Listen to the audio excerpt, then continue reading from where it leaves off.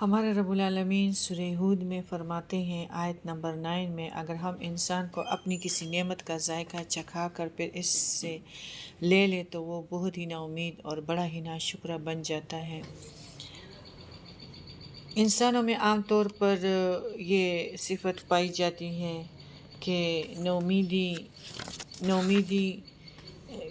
کا یعنی نومیدی کے ساتھ رہ جاتا ہے اور سختیوں سے تھوڑا سا گزر جائے تو وہ کہتے ہیں کہ ہمارے نصیب میں تکلیف ہی تکلیف ہے، اور یعنی کوئی تھوڑی سی معمولی سختی جو ہے ان پہ جو ہے گوارا نہیں کرتی اور وہ لوگ بس ایسے نا امید بیٹھ جاتے ہیں۔ اللہ تعالیٰ فرماتے ہیں کہ جو صاحب عمل ہے تو وہ ناشکری نہیں کرتے بلکہ اس پہ صبر کرتے ہیں اور اللہ تعالیٰ سے نا امید نہیں ہوتے اور اللہ سے امید لگائے ہوئے بیٹھے ہوتے ہیں۔ اللہ تعالیٰ اس لیے فرماتے ہیں کہ وہ بڑا ہی ناشکرہ بن جاتا ہے، تو انسان کو ناشکرہ نہیں بلکہ اللہ تعالیٰ سے امید، تو پھر تنگی کے بعد آسانی تو ہے۔ اللہ تعالیٰ فَسَنُيَسِّرُهُ لِلْعُسْرَىٰ فَسَنُيَسِّرُهُ لِلْعُسْرَىٰ، تنگی کے بعد آسانی ہے۔ اللہ تعالیٰ سے امیدیں رکھنی چاہیے، اللہ تعالیٰ امیدوں میں کامیابیاں ضرور دیتا ہے۔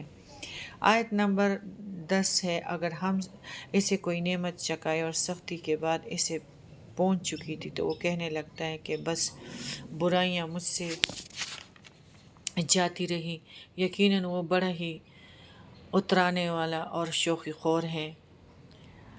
یعنی سمجھتا ہے کہ سختیوں کا دور گزر گیا، اب اسے کوئی تکلیف تو آئے گی نہیں، یعنی جو کچھ اس کے پاس ہے اس پر اتراتا ہے، تکبر کرتا ہے، دوسروں پر فخر اور غرور کا اظہار کرتا ہے۔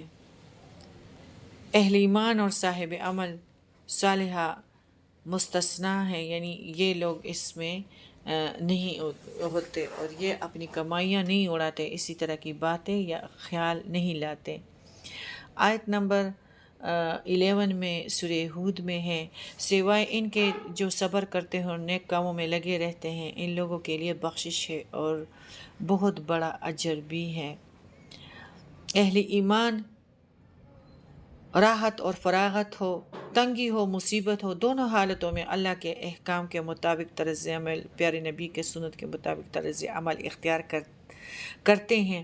حدیث میں آتا ہے، نبی کریم صلی اللہ علیہ وسلم نے قسم کھا کر فرمایا، قسم ہے اس ذات کی جس کے ہاتھ میں میری جان ہے، اللہ مومن کے لیے جو بھی فیصلہ فرماتا ہے اس میں اس کے لیے بہتری کا پہلو ہوتا ہے۔ اگر اس کو راحت پہنچتی ہے تو اس پر اللہ کا شکر کرتا ہے جو اس کے لیے بہتر اجر کا باعث ہے، اور اگر کوئی تکلیف پہنچتی ہے تو صبر کرتا ہے، یہ بھی اس کے لیے بہتر اجر و ثواب کا باعث ہے۔ پھر ایک مومن کے سوا یہ کسی کو حاصل نہیں، یعنی یہ کسی کو یہ امتیاز حاصل نہیں۔ حدیث میں ہے کہ مومن کو جو بھی فکر اور غم تکلیف پہنچتی ہے، یہاں تک کہ اسے کانٹا چھپتا ہے تو اللہ تعالیٰ اس کی وجہ سے اس کی غلطیاں معاف فرما دیتا ہے۔ ہمارے رب العالمین آیت نمبر 12 میں فرماتے ہیں سورہ ہود میں، پس شاید کہ آپ صلی اللہ اس وحی کے کسی حصے کو چھوڑ دینے والے ہیں جو آپ کی طرف نازل کی جاتی ہیں، اور اس سے آپ کا دل تنگ ہے صرف ان کافروں کی اس بات پہ کہ اس پر کوئی خزانہ کیوں نہیں اترا یا اس کے ساتھ کوئی فرشتہ ہی نہیں آتا۔ سن لیجئے، آپ صلی اللہ تو صرف ڈرانے والے ہی ہیں اور ہر چیز کا ذمہ دار اللہ ہی ہے۔ مشرکین نبی صلی اللہ علیہ وسلم کی بابت کہتے رہتے تھے کہ اس کے ساتھ کوئی فرشتہ کیوں نازل نہیں ہوتا اور اس کی طرف کوئی خزانہ کیوں نہیں اتار دیا جاتا۔ ایک دوسرے مقام پر بھی سورہ فرقان میں بھی یہی ہے۔ ہمیں معلوم ہے کہ یہ لوگ آپ کی بابت جو باتیں کہتے ہیں ان سے آپ کا سینہ تنگ ہوتا ہے۔ سورہ ہجر میں 97 میں اللہ تعالیٰ فرماتے ہیں، انہی باتوں کے حوالے سے کہا جائے کہ شاید آپ کا سینہ تنگ ہو اور کچھ باتیں جو آپ کی طرف وحی کی جاتی ہیں وہ مشرکین پر گراں گزرتی ہے، ممکن ہے کہ وہ انہیں سننا پسند نہ کرے۔ آپ کا کام صرف تبلیغ ہے اور ڈرانا ہے اور خوشخبری سنانا ہے، اور آپ ہر صورت میں کیے جائیں۔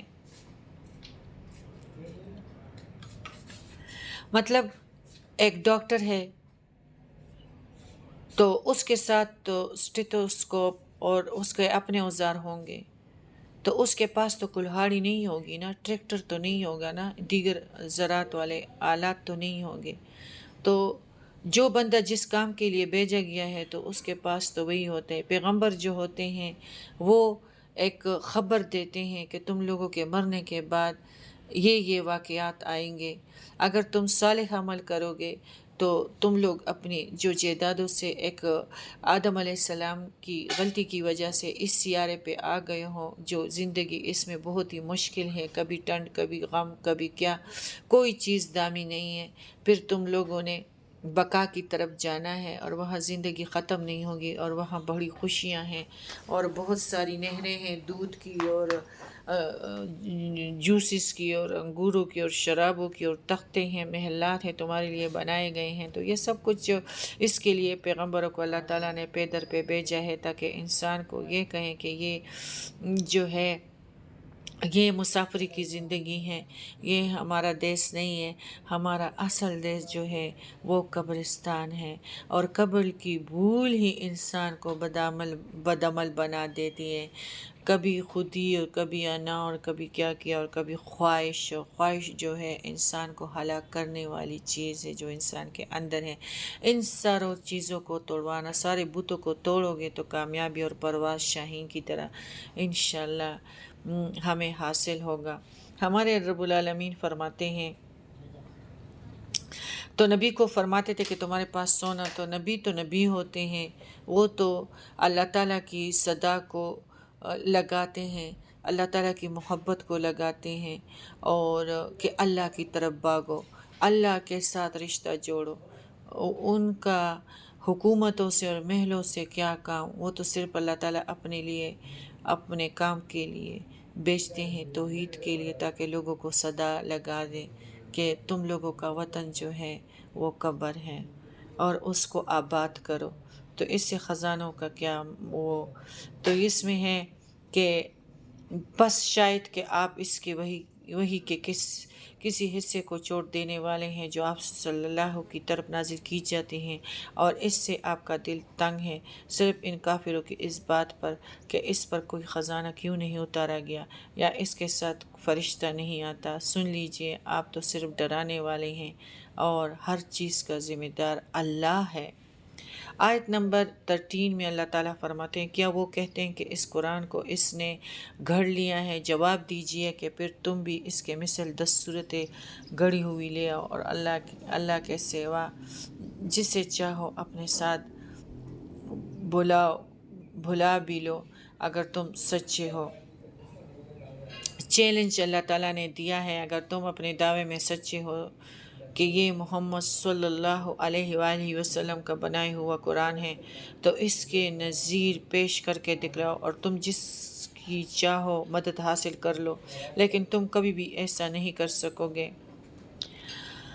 سورہ بنی اسرائیل میں 88 میں اللہ تعالیٰ نے فرمایا، اگر تمام انسان کل جنات مل کر اس قرآن کے مثل لانا چاہے تو وہ سب اس کا مثل نہیں لا سکیں گے، گو وہ آپس میں ایک دوسرے کے مددگار بھی بن جائے۔ اس کے بعد اللہ نے یہ چیلنج دیا ہے کہ پورا قرآن بنا کر پیش نہیں کر سکتے تو 10 صورتیں بنا کر پیش کر دو، جیسا کہ اس مقام پر پھر تیسرے نمبر پر چیلنج دیا کہ چلو ایک صورت بنا کر پیش کرو۔ سورہ یونس میں آیت نمبر 39 میں اور سورہ بقرہ کے آغاز میں بھی اس چیلنج کو اللہ تعالیٰ نے پیش کیا ہے۔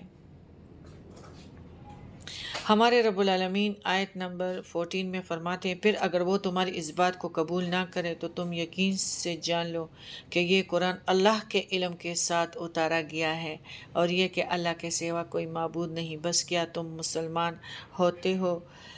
یعنی چیلنج کے جواب دینے سے قاصر ہے، یہ ماننے کے لیے کہ یہ قرآن اللہ ہی کا نازل کردہ ہے، آمادہ نہیں ہوا اور نہ مسلمان ہونے کے لیے تیار ہوا۔ آیت نمبر 15 میں، جو شخص دنیا کی زندگی اور اس کی زینت پر فریفتہ ہوا جاتا ہو، ہم ایسوں کو ان کے کل اعمال کا بدلہ یہی یعنی دنیا میں بھرپور پہنچا دیتے ہیں، اور یہاں انہیں کوئی کمی نہیں کی جاتی۔ 16 میں فرماتے ہیں، ہاں یہی وہ لوگ ہیں جن کے لیے آخرت میں سوائے آگ کے اور کچھ نہیں، اور جو کچھ انہوں نے دنیا میں اولئک الذین لیس لہم فی الآخرۃ الا النار وحبط ما صنعوا فیہا وباطل ما کانوا یعملون۔ ہاں یہی وہ لوگ ہیں جن کے لیے آخرت میں سوائے آگ کے اور کچھ نہیں، اور جو کچھ انہوں نے دنیا میں بنایا ہے سب اکارت جائے گا، جو وہ عمل کرتے رہے سب برباد ہونے والے ہیں۔ یعنی آخرت میں آگ میں رہیں گے، دنیاوی طلبی کے لیے صدقہ خیرات وغیرہ کرتے ہوں، اور جب اللہ کے لیے کرتے ہوں تو ان کے دل تنگ ہوتے ہیں، جب عوام کی خاطر کرتے ہوں کہ وہ واہ واہ کریں، تو یہ ایسے لوگوں کا عام طریقہ ہے۔ انہیں ان کاموں کا بدلہ دنیا میں پورا دیا جائے گا، اور جن کا آخرت پہ یقین نہ ہو تو وہ دنیا کے لیے کرتے ہیں، یہی منافقت ہے۔ جہنم کی آگ ان کے لیے ہے، دامی ہے، جبکہ مسلمان گناہگار سزا کے بعد جہنم سے نکل آئیں گے، اور بعض کو اللہ معاف بھی فرما دے گا۔ ہمارے رب العالمین آیت نمبر 17 میں فرماتے ہیں، کیا وہ شخص جو اپنے رب کی جانب سے روشن دلیل پر ہو اور اس کے ساتھ اللہ کی طرف سے ایک گواہ ہو جو اسے پڑھ کر سنائے، اور اس سے پہلے موسیٰ کی کتاب گواہ ہو جو پیشوا اور رحمت ہے، اوروں کے برابر ہو سکتا ہے؟ یعنی اپنے رب کی طرف سے دلیل سے مراد وہ فطرت ہے جس پر اللہ تعالیٰ نے انسان کو پیدا کیا، لا الہ الا اللہ کا اعتراف اور اس کی عبادت، جس طرح نبی کریم صلی اللہ علیہ وسلم کا فرمان ہے کہ ہر بچہ فطرت پر پیدا ہوتا ہے، بس بعد میں اس کے ماں باپ اسے یہودی، نصرانی، مجوسی اور کیا بنا دیتے ہیں۔ صحیح بخاری اور صحیح مسلم۔ اللہ تعالیٰ کی طرف سے ایک گواہ بھی ہو، یعنی گواہ سے مراد قرآن پاک یا محمد صلی اللہ علیہ وآلہ وسلم ہے، جو اس فطرت صحیحہ کی طرف دعوت دیتے ہیں اور اس کی نشاندہی کرتے ہیں، اور اس سے پہلے موسیٰ کی کتاب تورات بھی پیشوا بھی ہے اور رحمت کا سبب بھی ہے، یعنی یہ کتاب موسیٰ بھی قرآن پر ایمان لانے کی طرف رہنمائی کرنے والی ہے۔ مطلب یہ کہ ایک وہ شخص ہے جو منکر اور کافر ہے، اور اس کے مقابلے میں ایک دوسرا شخص جو اللہ کی طرف دلیل پر قائم ہے، اس پر ایک گواہ قرآن پاک اور پیغمبر اسلام بھی ہے۔ اسی طرح اس سے قبل نازل ہونے والی کتاب تورات بھی ہے، جو اس کے لیے پیشوائی کا اہتمام کیا گیا ہے، اور وہ ایمان لے آتا ہے کہ کیا یہ دونوں شخص برابر ہو سکتے ہیں؟ یعنی یہ دونوں برابر نہیں ہو سکتے، کیونکہ ایک مومن ہے اور دوسرا بالکل انکاری، ایک ہر طرح کے دلائل سے لیس ہے، دوسرا بالکل خالی، تو یہ کبھی برابر نہیں ہو سکتے۔ ہمارے رب العالمین آیت نمبر 17 میں فرماتے ہیں سورہ ہود میں، یہی لوگ ہیں جو اس پر ایمان رکھتے ہیں، اور تمام فرقوں میں سے جو بھی اس کا منکر ہو اس کے آخری وعدے کی جگہ جہنم ہے، پس تو اس میں کسی قسم کی شک میں نہ رہ، یقیناً یہ تیرے رب کی جانب سے سراسر برحق ہے، لیکن اکثر لوگ ایمان لانے والے نہیں ہوتے۔ قرآن مجید کے مختلف مقامات پر یہی بیان کیا گیا ہے، اور سورہ یوسف میں 103 میں بھی کہ تیرے خواہش کے باوجود اکثر لوگ ایمان نہیں لائیں گے۔ سورہ سبا میں آیت نمبر 20 میں ہے، ابلیس نے اپنا گمان سچا کر دکھایا، مومنوں کے ایک گروہ کے سوا سب اس کے پیروکار بن گئے۔ آیت نمبر 18 میں ہے، اس سے بڑھ کر ترجمہ کچھ یوں ہے، اس سے بڑھ کر ظالم کون ہوگا جو اللہ پر جھوٹ باندھے؟ یہ لوگ اپنے رب کے سامنے پیش کیے جائیں گے اور سارے گواہ کہیں گے کہ یہ وہ لوگ ہیں جنہوں نے اپنے رب پر جھوٹ باندھا۔ خبردار رہو کہ اللہ کی لعنت ہے ظالموں پر جو اللہ کی راہ سے روکتے ہیں اور اس میں کجی تلاش کرتے ہیں، یہی آخرت کے منکر ہیں۔ یعنی جن کو اللہ نے کائنات میں تصرف کرنے کا یا آخرت میں شفاعت کے اختیار نہیں دیا، ان کے بعد یہ کہا جائے گا کہ اللہ نے انہیں اختیار دے دیا ہے۔ ایسے لوگ تو خود بھی شرک میں مبتلا ہوتے ہیں اور دوسروں کے لیے بھی رستے میں ایک بڑی دیوار کی طرح بن جاتے ہیں، کیونکہ وہ بھی ان کے پیچھے چل پڑتے ہیں۔ بہت سے بے بہرہ لوگ بھی قبروں یا درختوں یا پتہ نہیں کن کن چیزوں کے بتوں کے سجدوں میں لگ جاتے ہیں۔ حدیث میں اس کی تفسیر اس طرح آتی ہے کہ قیامت والے دن اللہ تعالیٰ ایک مومن سے اس کے گواہوں کو اقرار اور اعتراف کروائے گا کہ تجھے معلوم ہے کہ تو نے فلاں گناہ بھی کیا تھا، فلاں بھی کیا تھا۔ مومن کہے گا کہ ہاں میرے رب، اور یہ بندے سمجھ بیٹھے گا اور یہ بندہ سمجھ بیٹھے گا کہ بس ہلاک ہو گیا۔ اللہ تعالیٰ فرمائے گا میں نے تمہارے سارے گناہوں کو معاف کر دیا، ان گناہوں پر دنیا میں بھی پردہ ڈالے رکھا، جا آج بھی انہیں معاف کرتا ہوں۔ کیوں معاف کرتا ہے؟ سبحان اللہ، اس لیے کہ وہ سچا مسلمان تھا۔ وہ 70 مرتبہ نہیں بلکہ کئی مرتبہ استغفار بھی کرتا تھا، اس خوف اور امید کے درمیان زندگی گزارتا تھا، کسی کام پہ اڑا ہوا نہیں تھا۔ اللہ تعالیٰ فرمائے گا کہ تو اسی طرح تھا تو اس لیے میں نے تمہیں ادھر بھی سچ کہے گا۔ لیکن دوسرے لوگ جو منکر ہیں، ان منکروں کا معاملہ ایسا ہوگا کہ انہیں گواہوں کے سامنے پکارا جائے گا، اور گواہ یہ گواہی دیں گے کہ یہی وہ لوگ ہیں جنہوں نے اپنے رب پر جھوٹ باندھا تھا، اور ان کو جہنم میں ڈال دیا جائے گا۔ صحیح بخاری۔ یعنی لوگوں کو اللہ کی راہ سے روکنے کے لیے اس میں کجیت تلاش کرتے ہیں اور لوگوں کو اس سے متنفر کرتے ہیں، دیوار بنتے ہیں نا، اور لوگوں کو بھی اس پہ لگا لیتے ہیں۔ آیت نمبر 20، نہ یہ لوگ دنیا میں اللہ کو عاجز کر سکتے اور نہ اللہ کے سوا ان کا کوئی حمایتی ہے، ان کا دگنا عذاب دیا جائے گا، نہ یہ سننے کی طاقت رکھتے ہیں اور نہ یہ دیکھتے ہیں۔ یعنی بغض کی وجہ سے انتہا پر یہ پہنچے ہوئے ہیں کہ یہ اسے سننے اور دیکھنے کی طاقت بھی تو نہیں رکھتے تھے۔ اللہ نے ان کو کان اور آنکھیں تو دی تھی، لیکن انہوں نے ان سے حق کی بات نہ سنی اور نہ دیکھی۔ سورہ الاحقاف میں ہے آیت نمبر 26 میں، نہ ان کے کانوں نے انہیں کوئی فائدہ پہنچایا ایسے بندوں کو، اور نہ ان کی آنکھوں نے ان کو کوئی فائدہ پہنچا دیا، اور نہ ان کے دلوں نے ان کو کوئی فائدہ۔ بہرے ہیں، گنگے ہیں، اندھے ہیں، اور دل کے اندھے، آنکھوں کے بھی اور دل کے بھی اندھے، کیونکہ وہ حق کے سننے سے بہرے اور حق کے دیکھنے سے اندھے بنے رہے، جس طرح کہ وہ جہنم میں داخل ہوتے ہوئے کہیں گے لو کننا نسمع او نعقل ما کننا فی اصحاب السعیر، اگر ہم سنتے اور عقل سے کام لیتے تو آج جہنم میں نہ جاتے۔